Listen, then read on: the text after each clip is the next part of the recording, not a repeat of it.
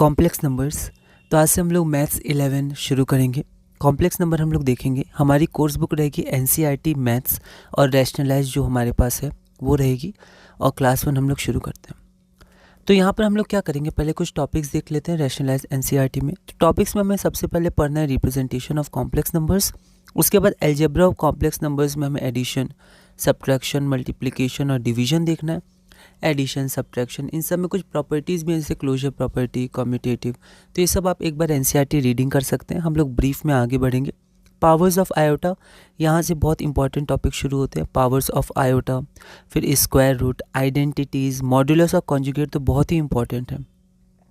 तो हम लोग पावर्स ऑफ आयोटा, उसके बाद square roots of a negative real number, identities, modulus, conjugate, properties of modulus and conjugate. ठीक है, बहुत इंपॉर्टेंट टॉपिक है, कॉम्पिटिशन के लिए बहुत इंपॉर्टेंट टॉपिक है।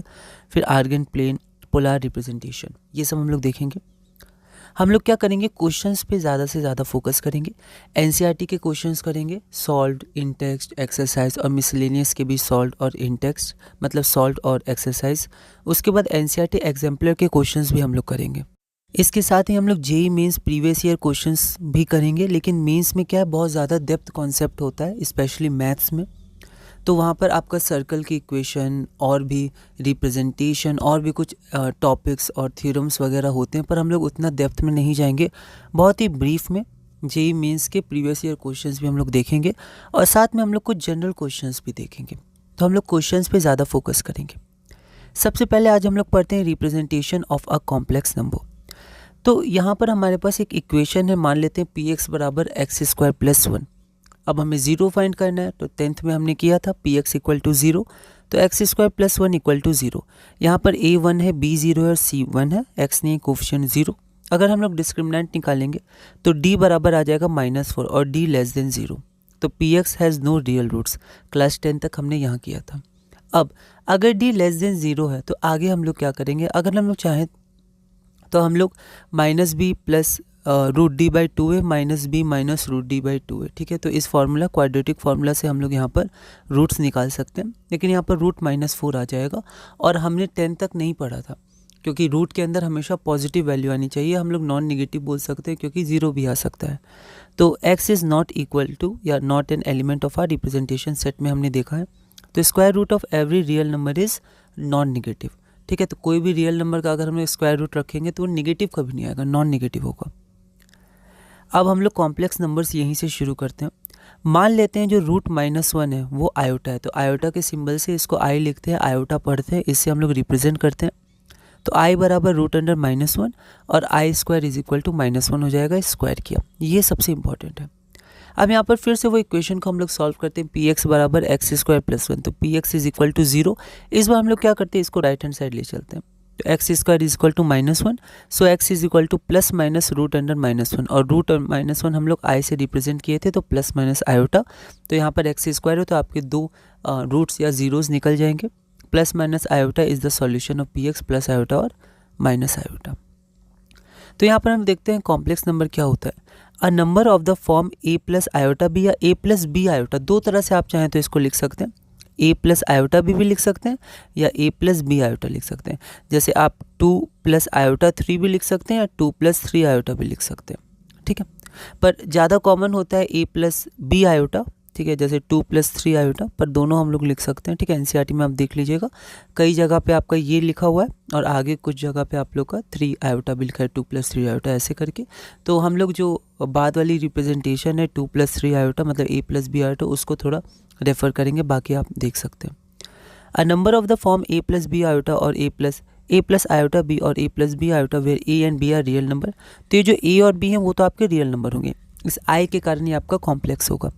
Is defined to be a complex number. ठीक है, तो सारे जो रियल नंबर्स होते हैं वो भी कॉम्प्लेक्स नंबर होते हैं, क्योंकि a प्लस बी आयोटा में यहाँ पर अगर b की वैल्यू हम लोग 0 रखते हैं तो वो सारे के सारे रियल नंबर्स ही आ जाएंगे। जैसे 3 को हम लोग लिख सकते हैं 3 प्लस 0 आयोटा, तो ये कॉम्प्लेक्स नंबर है और ये रियल नंबर है, मतलब रियल नंबर भी कॉम्प्लेक्स नंबर्स होते हैं। ठीक है, जैसे इंटीजर्स हमारे रैशनल नंबर होते हैं, जैसे 3 को लिख सकते हैं 3/1, p/q, q not equal to 0, p q are integers. तो उसी तरह हम लोग देख सकते हैं रियल नंबर्स भी कॉम्प्लेक्स नंबर्स होते हैं। For the complex number, generally हम लोग कॉम्प्लेक्स नंबर को z से रिप्रेजेंट करते हैं और z जनरली जब हम लोग लिखते हैं तो जल्दबाजी में 2 जैसा लिखा जाता है और कई बार हम लोग सिंप्लीफिकेशन में इसको 2 मान के ही सॉल्व कर लेते हैं, लेकिन ये z होता है, ठीक है। जैसे यहाँ पर ये 2 जैसा लिखा गया तो हम लोग को थोड़ा ध्यान रखना है, ये 2 जैसा लग रहा है तो ये पूरा z है। तो रिप्रेजेंटेशन में ध्यान रखना है, कभी कभी अपनी राइटिंग से हम लोग कन्फ्यूज़ हो जाते हैं, तो यहाँ पर इसको अच्छे से रिप्रेजेंट करेंगे। तो मान लेते हैं z हमारे पास एक कॉम्प्लेक्स नंबर है, z is equal to a plus iota b। यहाँ पर जो a होता है उसको हम लोग बोलते हैं रियल पार्ट ऑफ z और जो b होता है उसको बोलते हैं इमेजिनरी पार्ट ऑफ z, क्योंकि z एक कॉम्प्लेक्स नंबर है तो उसमें एक रियल पार्ट होगा, इसमें कहीं भी i नहीं है, और ये इमेजिनरी पार्ट है क्योंकि इसमें i आया है। तो i का कोफिशिएंट यहाँ पर प्लस b है तो यहाँ पर प्लस b हो जाएगा, माइनस के साथ लेंगे हम लोग, ठीक है, अगर माइनस होता तो। आगे हम लोग बढ़ते हैं, तो हम लोग अपना रिप्रेजेंटेशन और राइटिंग का ध्यान रखेंगे। तो यहाँ पर हम लोग जब लैंग्वेज लिखेंगे तो हम लोग स्कूल जैसा लैंग्वेज नहीं लिखेंगे, जैसे पेपर में लिखते हैं, जैसे गिवन, फिर टू प्रूव या टू फाइंड, फिर from equation one, from equation two, वो सब आप लिख लीजिएगा, ठीक है। लेकिन यहाँ पर हम लोग थोड़ा ब्रीफ में और अंडरस्टैंडिंग पे फोकस करेंगे, क्वेश्चन ज़्यादा सॉल्व करेंगे और देखेंगे। तो हम लोग यहाँ पर एकदम स्कूल जैसा या प्रॉपर लैंग्वेज नहीं लिखेंगे, ठीक है। अब यहाँ पर हम लोग देख लेते हैं, अगर हमारे पास एक कॉम्प्लेक्स नंबर z बराबर 2 प्लस आयोटा 5 है तो यहाँ पर जो रियल पार्ट ऑफ z होगा वो 2 हो जाएगा और आई एम z मतलब इमेजिनरी पार्ट ऑफ z ये आपका +5 या 5 हो जाएगा। अब अगला हमारा आता है equality of 2 complex numbers. 2 complex numbers कब इक्वल होते हैं? मान लेते हैं हमारे पास 2 कॉम्प्लेक्स नंबर्स है, z1 is equal to a plus iota b और z2 is equal to c plus iota d। तो z1 is equal to z2 या फिर a plus iota b is equal to c plus iota d are equal if, कब? जब देखिए दोनों के पास एक एक रियल पार्ट होगा, एक एक इमेजिनरी पार्ट होगा। जैसे z1 का रियल पार्ट a है, इमेजिनरी पार्ट b है, z2 का रियल पार्ट c है, इमेजिनरी पार्ट d है। तो दोनों कॉम्प्लेक्स नंबर तभी इक्वल होंगे जब दोनों का इमेजिनरी पार्ट इक्वल होगा और रियल पार्ट इक्वल होगा। तो a plus iota b is equal to c plus iota d if a equal to c, मतलब real part of z1 is equal to real part of z2 और b is equal to d, that is imaginary part of z1 is equal to imaginary part of z2। आगे हम लोग बढ़ते हैं, यहाँ पर हम लोग पहला क्वेश्चन देखते हैं कि if 4x plus iota 3x minus y is equal to 3 plus iota minus 6 where x and y are real numbers then find the values of x and y। तो NCERT सॉल्व एग्जाम्पल है, यहाँ पर 2 complex numbers हैं, ये दोनों equal हैं, x y real numbers हैं, तो हमें x और y की वैल्यू फाइंड करना है। एक बार आप इसको ट्राई करिए। तो यहाँ पर हम लोग देखते हैं कि अगर हमारे पास ये दोनों कॉम्प्लेक्स नंबर है जो इक्वल है, 4x plus iota 3x minus y is equal to 3 plus iota minus 6, तो अगर ये इक्वल है तो हमने देखा था इनका रियल पार्ट इक्वल होगा और इनका इमेजिनरी पार्ट इक्वल होगा। तो यहाँ पर ये इनका रियल पार्ट हो गया, तो 4x इक्वल टू 3 और इमेजिनरी पार्ट आपका 3x माइनस वाई और माइनस 6, माइनस के साथ लेंगे तो 3x minus y equal to minus 6, equating real part और यहाँ पर इक्वेटिंग इमेजिनरी पार्ट्स। तो x की वैल्यू 3/4 हो गई, इसको यहाँ पुट कर देंगे। तो वैसे लैंग्वेज में हम लोग लिखते हैं इसको इक्वेशन 1, फिर यहाँ पर हम लिखते हैं फ्रॉम इक्वेशन 1, पर यहाँ पर मैंने डायरेक्ट कर दिया। तो यहाँ पर जो 3x है यहाँ पर x की वैल्यू पुट किया, तो 3 इंटू 3/4 माइनस वाई जो हमारे पास है वो हमें निकालना है इक्वल टू -6।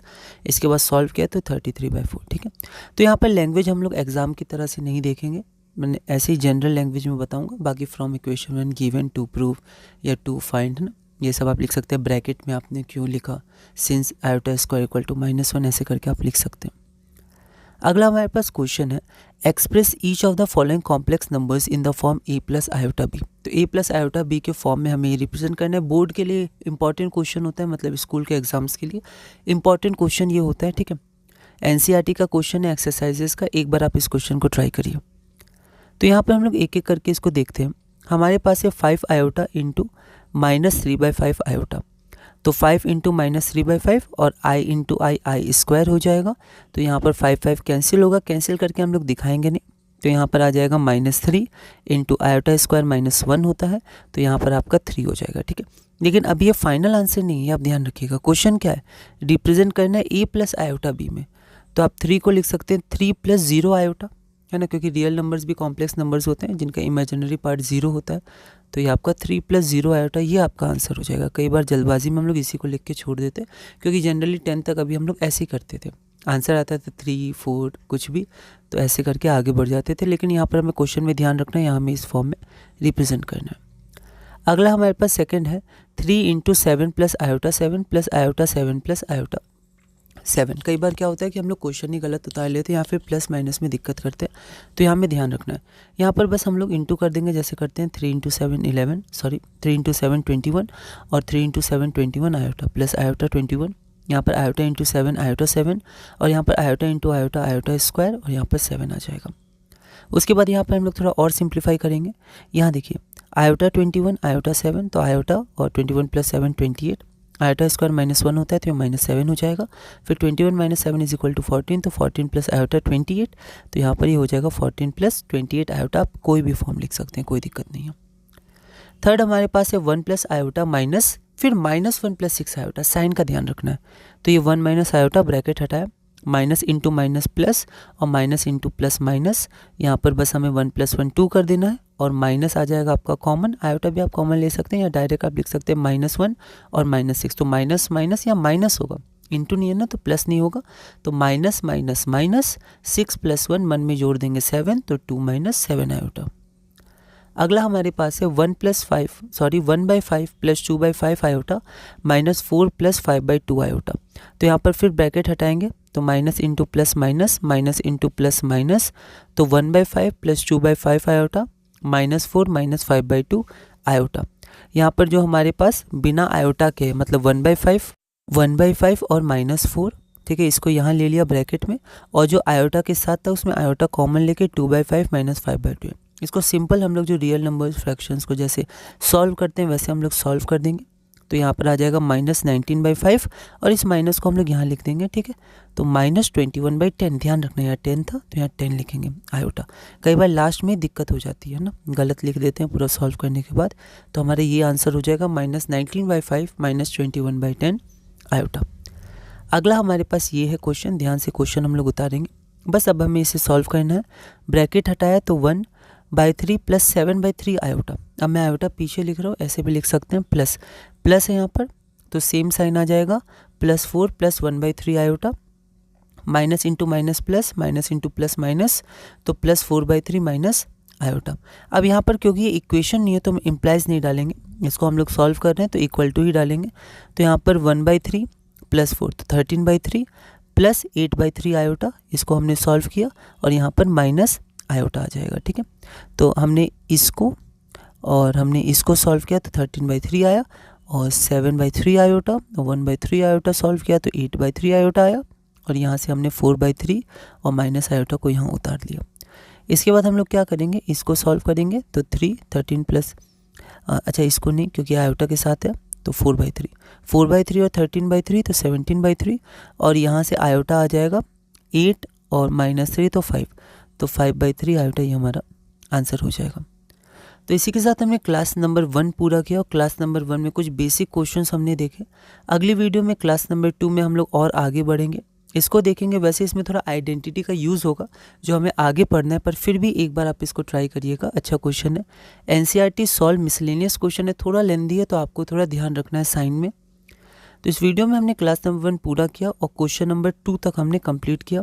अगली वीडियो में क्लास नंबर 2 क्वेश्चन नंबर 3 से कंटिन्यू करेंगे और धीरे धीरे अपने क्लास 11 मैथ्स कॉम्प्लेक्स नंबर्स में आगे बढ़ेंगे।